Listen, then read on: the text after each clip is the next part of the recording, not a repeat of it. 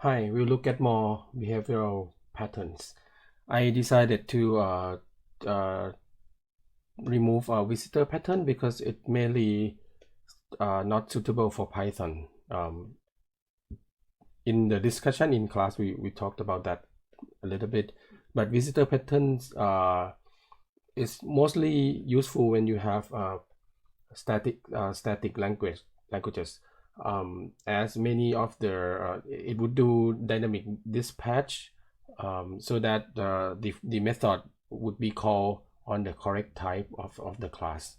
So for if you want to do that in Python, it would be like cumbersome and it really complex. So people usually not going to use that. Okay. All right. So before we continue a little bit more, I would like to remark that template method. We'll see more example of that. But when we say template method, the template thing is the place where all the abstract method has been called, and then you would override some of these methods. Okay, so the template is the place where the method is called. So let's see the code, some of the code. So in when we refer to template method here, it's where this is the template, right? So in init would call this to method, and if you want to change it, you fix it here.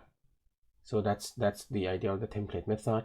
Also in game app, right? The game app also has the pre-update and post-update that would be called here, right? These two methods are called here.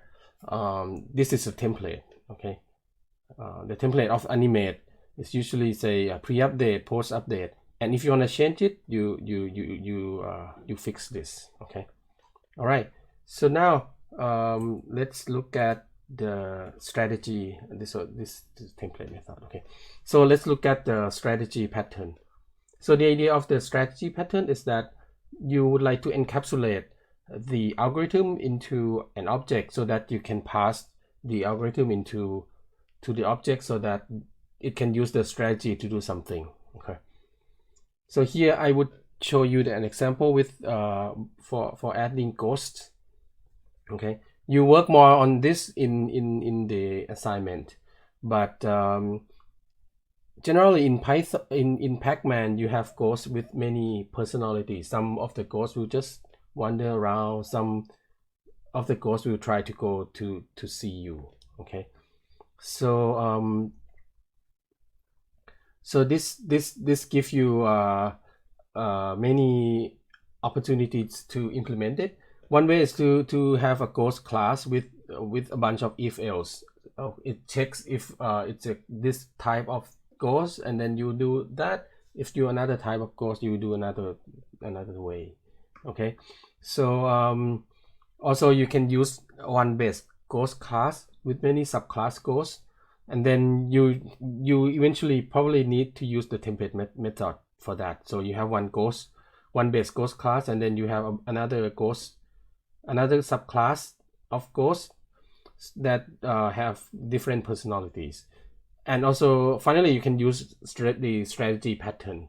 So I'm going to show you how to do that in both way. Okay, so currently we have a ghost here and it doesn't do anything. Okay, it's just a ghost. Okay, so let's think a little bit about the decision that the ghost would make. Okay, it can randomly walk around. It can try to go to the Pac-Man. That's another kind of ghost, right? And it can just do some other thing. It can go guard the golden dot as well. So the way we would do that is to have a ghost that can do many things. Okay, first of all, we would let the ghost to be to when you create a ghost, you can give it a maze so that it knows how to walk around.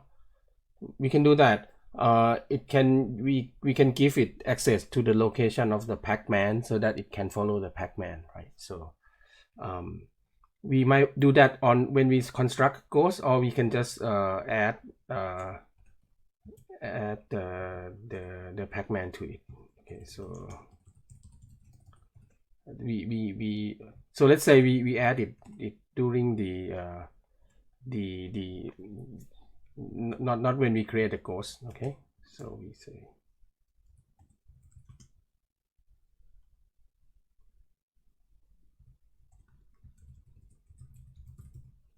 here we say add Pac-Man. Okay,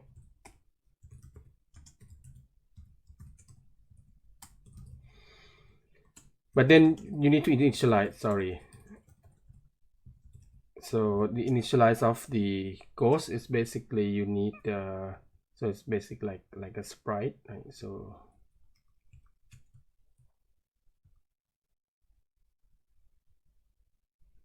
it need an app, file name,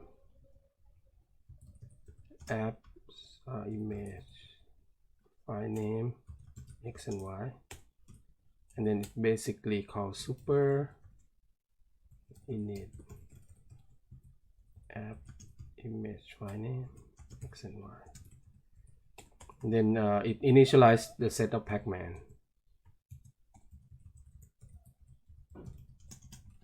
Okay, so with that you can just append the Pac-Man to it. Okay, and then it should call update, right? So let's see, we can implement a ghost that just wiggling around. So we could say cell.x add random cell.y. Okay, do I have already import ran in? Oh no.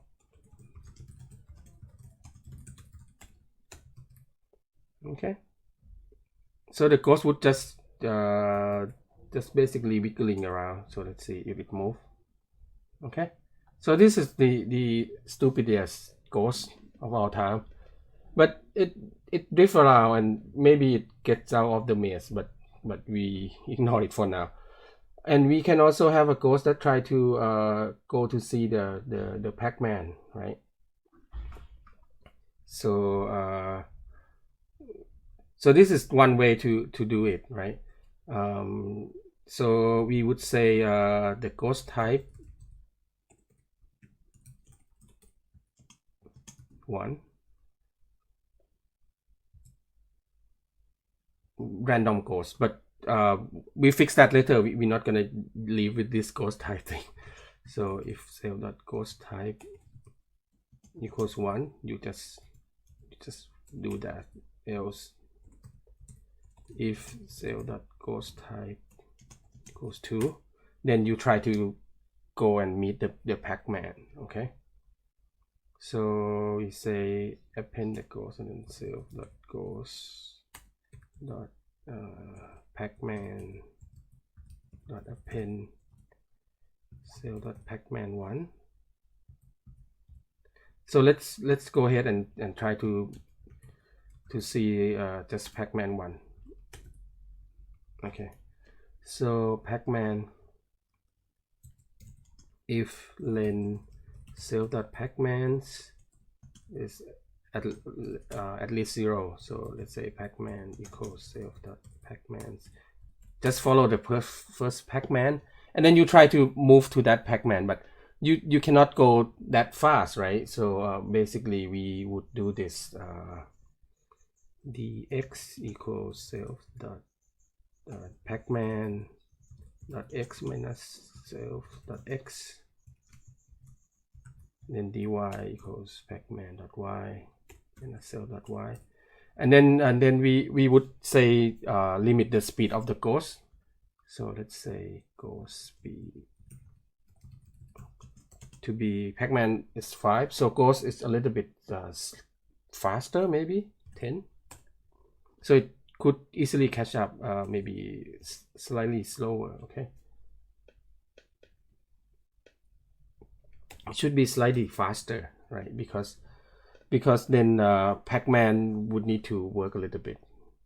I think they should have the same speed, but let's give it the ghost a little bit of advantage. Okay, and then we would say we need to compute the this tan dx dy and then normalize it a little bit. So we need another function called vector length. So I would write it here.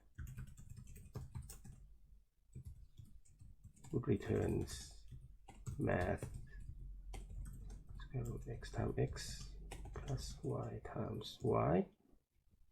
Okay, so let's import math.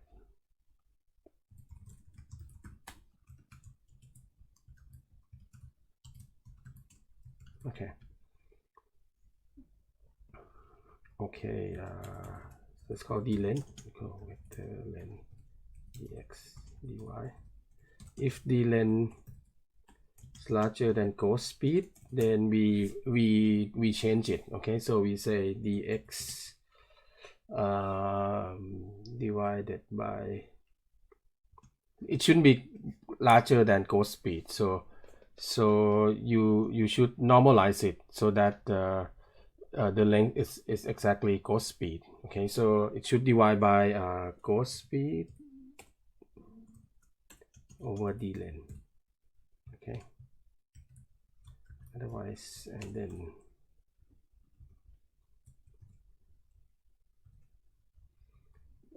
no multiply by ghost speed.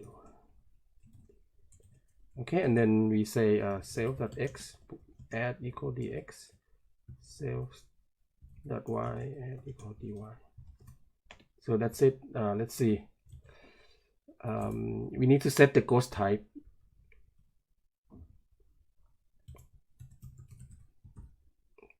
Ghost type equals 2. And let's see. Oh, no. Oh, okay, I'm dead. It's too fast.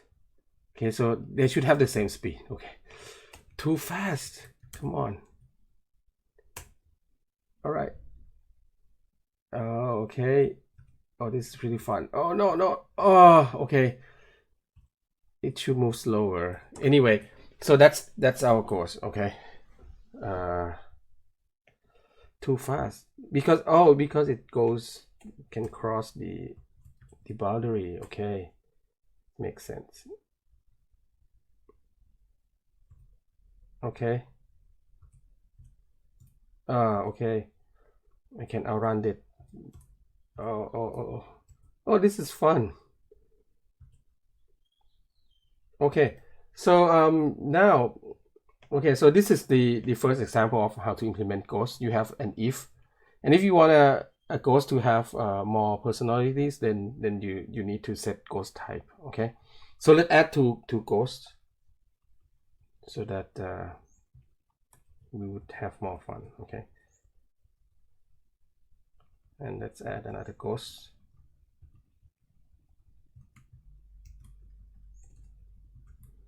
It has the same outlook, so it might look a little bit confusing. Ghost 2, ghost 1, and say self ghost 2 ghost type. The second ghost just wiggling around. Okay. Okay. All right. So now let's make it nicer, right?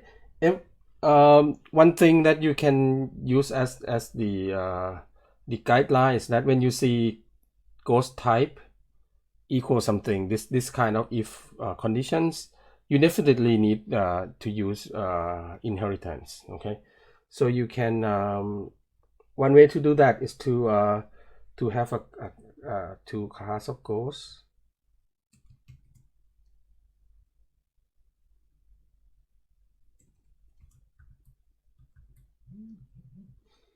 Okay, so the normal ghost wouldn't do anything. Okay, and say ghost type 0. We just throw away the ghost type, and then we have wandering ghost. Okay, and then in this wandering ghost, we just say this is the wandering ghost, and then Pac-Man killer ghost. In the killer ghost, you basically do this. Okay, so this is the killer ghost and wandering ghost. All right, and then that's it. You can now you want to create a killer ghost and wandering ghost, and you can just forget the ghost type. Oh, killer ghost doesn't have Pac-Mans. Oh, sorry. So wandering ghost should be a ghost, and killer ghost should be a ghost. Okay.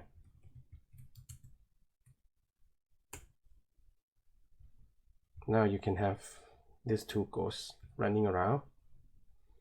All right. Okay. Before we move on, this ghost class is an abstract class. What I mean by that is that I don't want people to use this class at all. Okay. So in Python, you can just leave it this way and feel good that user won't use it, but you can avoid that by using the abstract based class mechanism in Python. So I'll show you pretty quickly here. So you need to import from abstract based class. It's method it's a module ABC abstract based class. So you can import ABC, that's abstract based class, and also the function called abstract method which is decorators. And then if ghost is abstract based class, you say ABC here, and then you say this is an abstract method. Let's say abstract method, and then that's it. You can run it like this, the old thing. But if you try to create a ghost, not just a killer ghost, just a ghost like that, your code won't run. It's say you can't instantiate abstract class code without abstract method update. Okay, so you need to implement all the abstract method so that you would be able to implement to instantiate the class. So this is the way to prevent to enforce that the user of your class need to implement some method, okay, to use abstract based class. Okay, so killer ghost. Now, so let's implement this quickly with the strategy instead of this class. Okay, so I would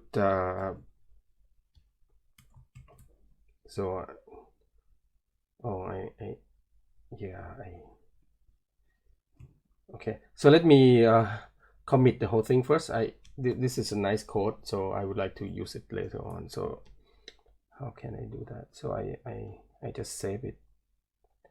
If you use version control, you should do branch, but let's do the stupid way for now.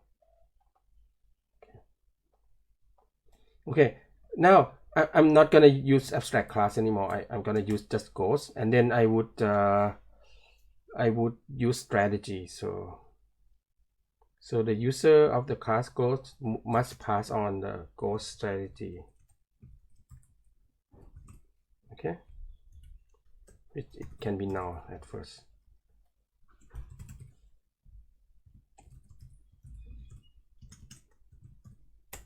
Okay, and in update it just say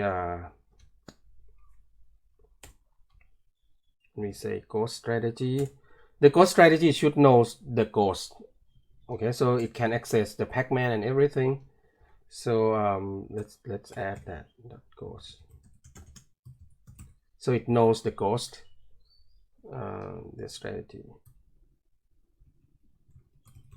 Okay, so it knows the ghost, so it can do some checking and update stuff. Okay, and it might be able to access the Pac-Man. Okay, so but when we wanna do the we don't want the strategy to directly change the ghost, so we would do that strategy dot compute next position. Let's do that. Okay, so this is the thing that we would call from the strategy, say compute maybe find next position. Okay, so now the strategy class, so we would change this into a strategy. So class wandering ghost strategy, it's just a class. Okay, and when we say find next position, it should say find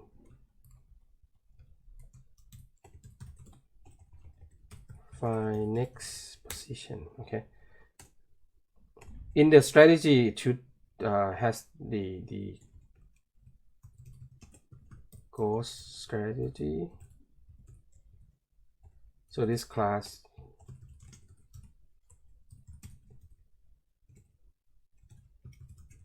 we say self.ghost to none. Okay, so find next position. So if ghost self.ghost it's not now, we just basically return new x new self.ghost plus randint. Okay, and then we would return new x and new y. Okay, but if ghost is none, then we shouldn't do anything, right? So we just return 0 0. That would be really a stupid thing to do, but anyway. Okay, so this is called this is find next position. Now the killer ghost strategy, it should be a ghost strategy. Killer ghost strategy.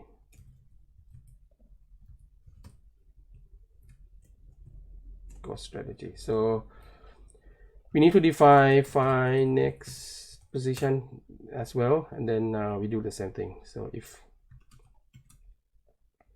let's write it this way: if self.ghost equals none, then we just return 0 0. Okay, now ghost equals self.ghost and ghost.pacman. So if you have a ghost.pacman, then here we just remove self, because self refer to ghost, right? So we fix that, and then we say new x equal ghost.x plus dx, new y equal ghost plus dy, and then return new x new y. Okay, otherwise if you don't have any Pac-Man, then new x new y equals 0 0. Let's see that. Okay, now when with the ghost strategy available, then you can just create the ghost here. They are both gonna be a ghost, right? But then you would pass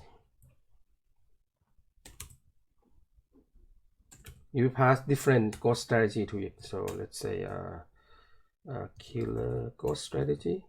So we create a killer ghost strategy for it, and this one we just create a wandering ghost strategy.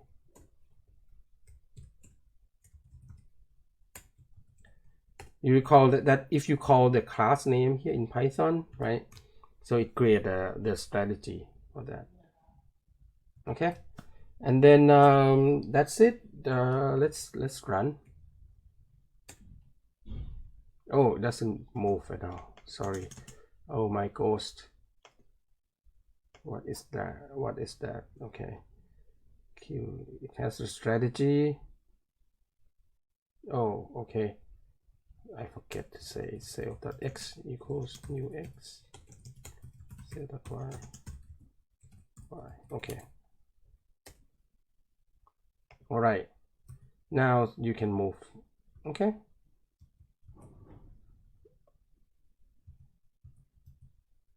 All right. So that's it. That's the strategy pattern. Okay. Finally, let's talk about chain of responsibility.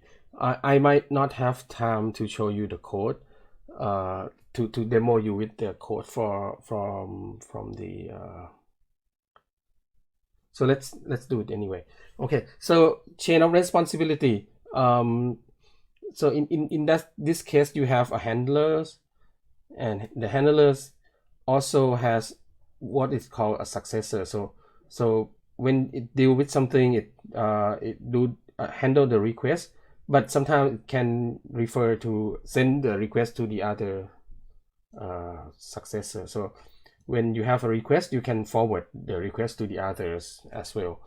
But if you decided to process on your own, to deal with it on your own, you might not forward the request to the next handlers. And decorators, when you look at the code for decorators, it somehow looks pretty much like the chain of responsibility as well, because when you call part of the decorator calls the previous the parent decorator, right? But usually in decorator, it would always call the parent decorator. That's implementation details. But the idea of decorator is like you have something and you add some functionality to it. You keep adding on the functionality to it to get that object that you want. The decorator is like a wrapper. You keep wrapping them with a better and better with added functionalities. But for chain of responsibility, it's like you deal with it or you pass on to the next guy. So the idea is quite different. So the implementation might look the same, but the reason why you use decorator or chain of responsibility, the choice that you made depends on the kind of like the concept that you want to encapsulate in this pattern. Okay. So we can think of this. We can implement this in on key press here. Previously we used command pattern already, right? But here we haven't done it. Okay. But let's say we want to apply the chain of responsibility on this part. Okay. So we would have something like key press handler. Okay. Then we say handle event self.key press handler. Okay, so that's the thing. Okay, so if self.key press key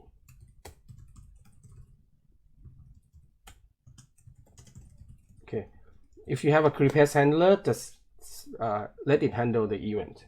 Okay, now the handler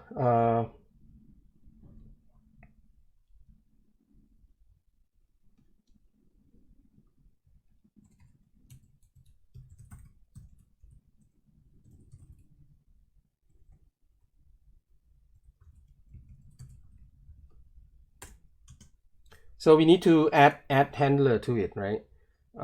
So we would say we'll deal with it. Okay. So now let's have two handler. Okay. So a class handler has a method handle.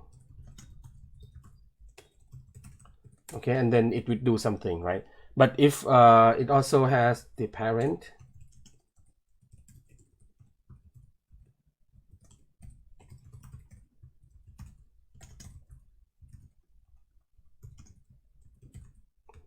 or successor, so let's call successor, so that you're not gonna get confused with the decorator. It will look pretty much the same, and the default handler is to just check if self.successor not equal to none. If it's not equal to none, then call it handler event. Okay, so basically that's that.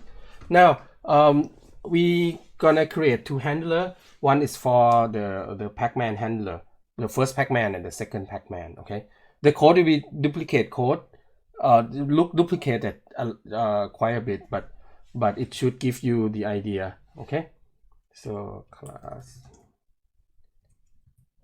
Pac-Man 1 key handler. Okay, so it should have Pac-Man 1 to deal with as well. So on the init we would just say Pac-Man 1, okay, or just Pac-Man. Okay, and then we'll say super init. We save a successor and then self. We save the Pac-Man, and then we say handler self. Now it would process the event. Okay, basically it would do this. This is for the Pac-Man one, right? Just do that, okay? And then we just keep the Pac-Man. So this is the Pac-Man key, right? For the first Pac-Man, and then it would just basically call the handler event. So it would pass on to the next handler, okay? But it can decide that if it has already deal with the event, it can just do this. If it do this the else like this, then it means like if you have already processed the event, don't pass it on to the next event handler. This is like the chain of responsibility. It's in here. I won't pass on to the next guy. So you can do that. But if you wanna be sure, if you already process the event, but someone else might need to process it, you might not just put it in the else. This depends on how you implement the thing, okay?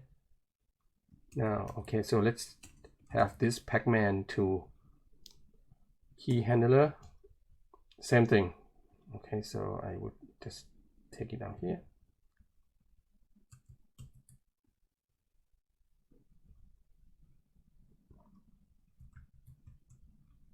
Okay, so this is for Pac-Man 2. Okay, but we remember it as Pac-Man, right? Okay, so that's it. Now we would just add the handler. So Pac-Man 1 key handler with doesn't have a successor, right? And then self.Pac-Man 1. Okay, and then we say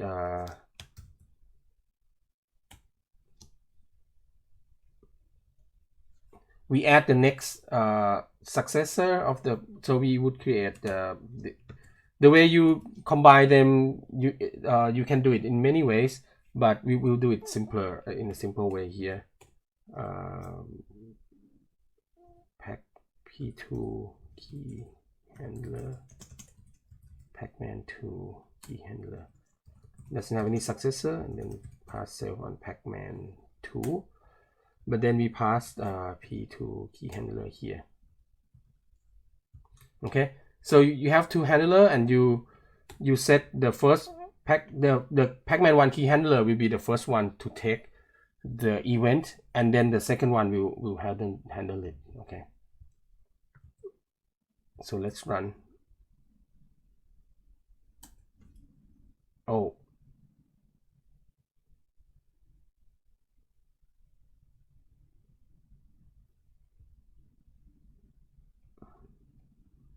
Oh, sorry, it should be a class handler. I forget to inherit from handler. Okay, now it should work. Okay, it works fine. All right, so this is the example of chain of responsibility. You basically have this chain, and you can decide if you want to pass on the handler to the request to the next guy. Okay, and you make it like a linked list this way. Okay, so let's look at the example from the refactoring guru. So this is the image of chain of responsibility. So exactly like this, they are all chained together, and then it keeps on working on some stuff. Okay. All right, so that's it. That's the most of the design patterns that we would cover. Okay. All right. We might look at. I'll give you the list of all common design patterns, so you can look at it to have some fun. Okay. So that's it for today. Thank you so much. Sorry for the delay in the clip. All right. Bye bye. See you on Thursday.